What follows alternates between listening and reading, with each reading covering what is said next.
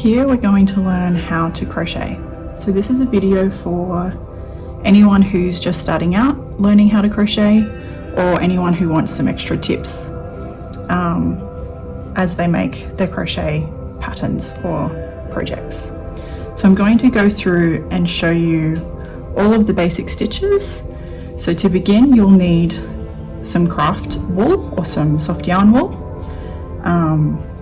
All different types of wool can be used, but for the purpose of this tutorial, our soft yarn wool works perfectly fine. You will also need a crochet hook. We have a 4mm hook. You can get hooks in all different sizes as well, but this is a good size to learn. You'll also need a needle. This bit is optional, but it's also good to have one on hand so that you can stitch swatches together if you wish. Scissors is also a good idea to have on hand so that you can trim little bits and pieces and keep your projects tidy. We also recommend adult supervision using scissors. So let's get into it.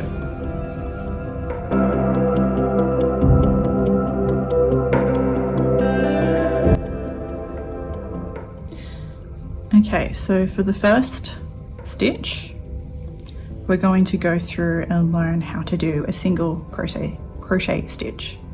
So to do this, we need to create a series of chain stitches, which we call a foundation stitch.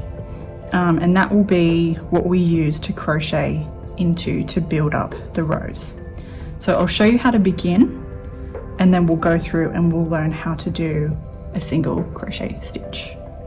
So first you'll need to create a slip knot or a magic ring knot. Now there's lots of different ways to do this, but for the purposes of beginning, I feel like this is probably the best way to create one, but there's also lots of different ways that you can do it. So what you want to do, you want to unravel some of your yarn, and then you want to grab the end, keep your hook ready to go, and then you want to place the end over your index finger like this so that the ball end goes behind your finger. Then you want to bring it over and cross across your finger like this. So use your thumb to hold it in place. Pick up your crochet hook. Now you'll notice on the crochet hook there is a flat section. There is also the hook side, as you can see. You want to hold it between your thumb and index finger in your dominant hand. So because I'm right-handed, I'll go right-handed to show you that way. You can also be left-handed as well, but you'll flip the way that you do it.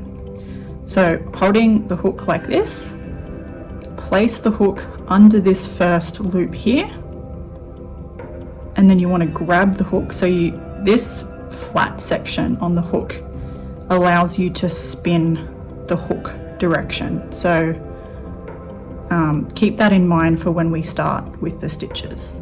So flip the hook so that it's facing down, and then pull that left loop through that first loop so that it sits on the hook. Then what you want to do is pull your finger out of that loop, hold these ends here with your left hand or your non-dominant hand, pull down and tighten that knot, and you should have your first loop on your hook. So this is called a slip knot or a magic ring knot. Again, like I said, there's lots of different ways that you can create this knot. I feel like this is the best way because your hook is straight inside the loop. So to begin a chain stitch, what you want to do is ensure this tail end is sort of sitting out of the way. We're going to put the ball end, so that's the length that's attached to the ball, we're going to make sure that that's sitting over our index finger on our left hand, and then holding the knot between your thumb and middle finger, keep your hook facing up, then you want to place it to the left of the ball end, scoop that end, and then turn the hook so that it's facing down. And then the loop that's on the hook here, we're going to pull this side through the loop, like so. So this is a single chain stitch. Now, you want to continue creating these stitches to create a foundation chain. So, hold here, place this length over your finger like so, and then so you actually want to ensure that the slack is pulled in between your palm as well. So you might find that you need to hold here to pull that slack. So loop, pull through, pull through. Now I'm going to create 10 to 12 of these chain stitches to create our foundation chain. So you can just keep doing this as you go to practice, and as you can see, you've got loops inside loops.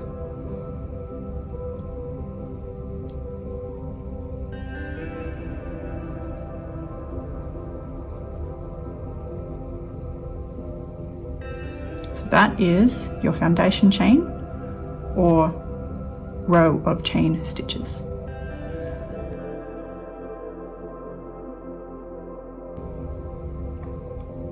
Now, what we want to do next is create a single crochet stitch. So to do this, we're going to create a foundation chain like we just have. And then what we want to do is count the stitches. So this is the working loop. Let's call it a working loop. That is the first chain. This is the second chain. So we want to insert the hook into this second chain, and then holding the crochet stitches down here with our thumb and middle finger, keeping this tension on the index finger tight, using our pinky and other finger here to pull that tension. We're going to loop that again, twisting the hook down and pulling it through that chain stitch. So now we have 2 loops on the hook. So now that we have 2 loops on the hook, what we want to do is hook one more time and pull through both of those. Pull tight here to create a nice tight stitch. The looser you leave them, the more gaps you might find in your stitches. That might be something that you like the look of. You might find that you become more neat with your loops as you go, as you practice. So let's do a second one. So I'm holding the loop on the hook with my thumb. I find it sort of steadies the loop. Pushing that through the next chain. So I've gone through this chain here, next chain, gathering that with the hook, which is the ball length, pulling that through the chain, 2 loops on the hook, pulling this down here, keeping this tight, left, pull down and pull through 2 loops. So now we have 2 chain stitches. So I'll just continue doing that so that you can see how that all comes together across the foundation chain.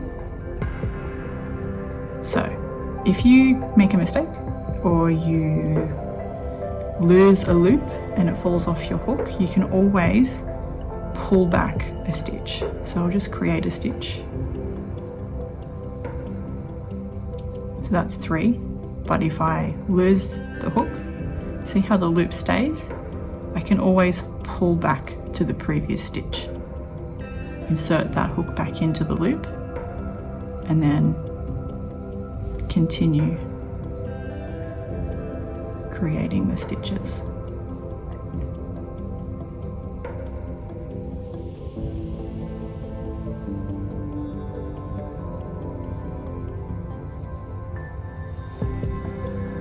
So I'm pulling the slack on each stitch as well to make sure that it's staying nice and neat. Sometimes the position of my hand changes depending on how far I've gone into each stitch. And it's going to work with you, and you'll know what is working for you and what is not working for you. So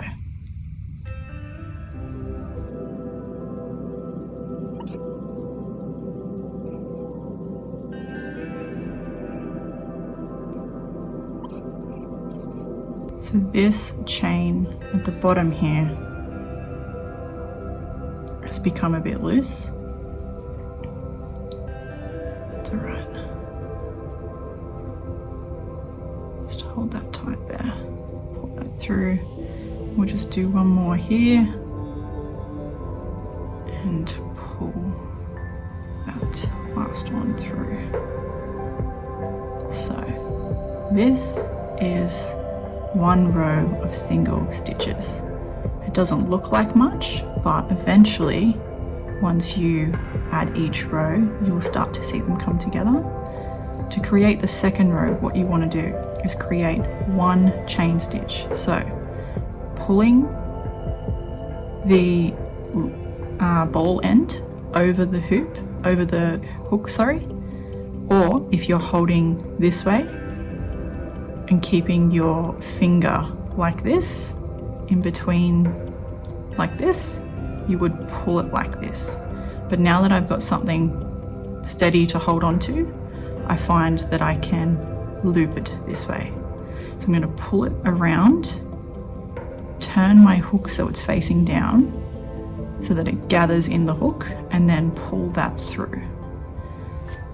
Now this is what we call like a turning stitch. So this is something that you can use to help break up your stitches or to help stack stitches on top of stitches. So we're going to turn our project this way so that we can work from right to left. Now to stack a new row of single stitches, we're going to go through the top two, what looks like two chains. So we're going to go through this chain here, which is the top of the single stitch. So it looks like there's two loops on the hook, but it's just the top of that chain stitch, the top of that single stitch, I should say. So put your hook inside there. Now I can wrap this around, holding here, pull through that stitch, wrap here, or if you're holding this way, if you're holding like this, keeping that nice and tight here, you would loop this way. Now, like I said, I chop and change whichever way feels comfortable to me. Sometimes, depending on how far I'm going into the project, it tends to fall different ways, but it's whatever's going to work for you. So into the next stitch here. Oops. Depending on how tight you pull each stitch, that you might find that it's a bit hard to insert the hook. Gathering that ball length, wrapping around, pulling through.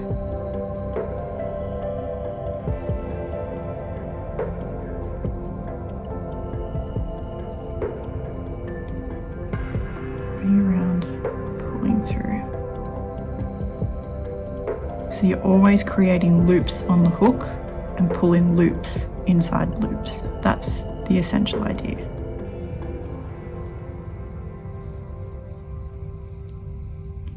So you want to continue creating your stitches across.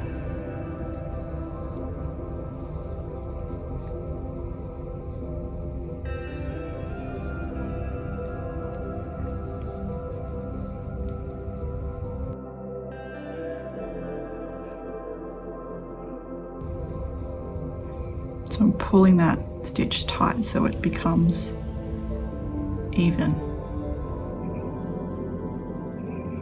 Now this last one here can be a bit difficult to find, but we basically just want to stick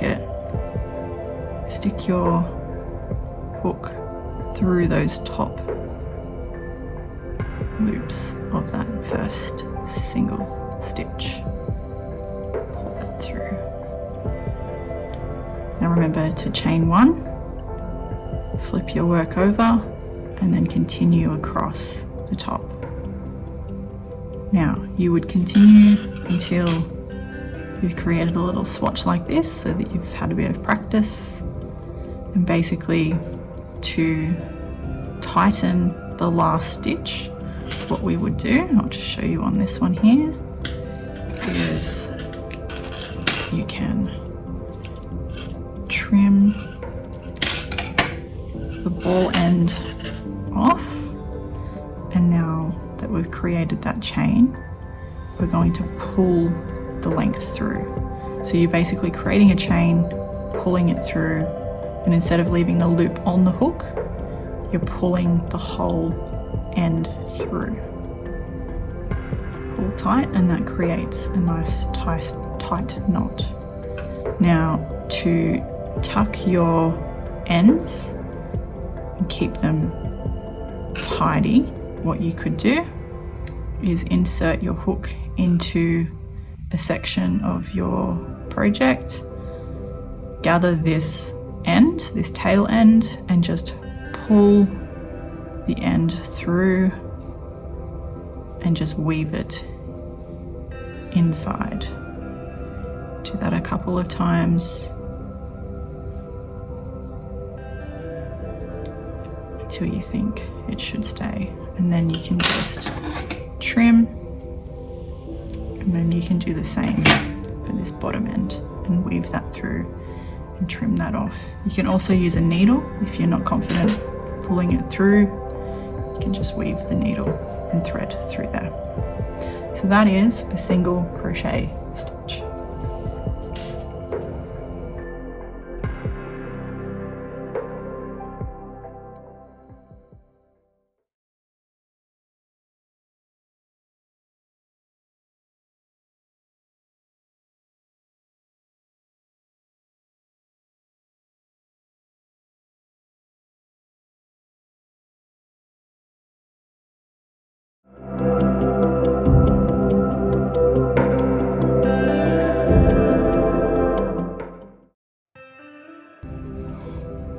Okay, so to create a double crochet stitch, it's basically the same sort of method as the single, except instead of inserting into a chain stitch or a stitch, we're going to loop first, then insert, and then pull through so that we have 3 loops on the hook. So to start, you'll start with your slip knot. Pulling that knot onto the hook.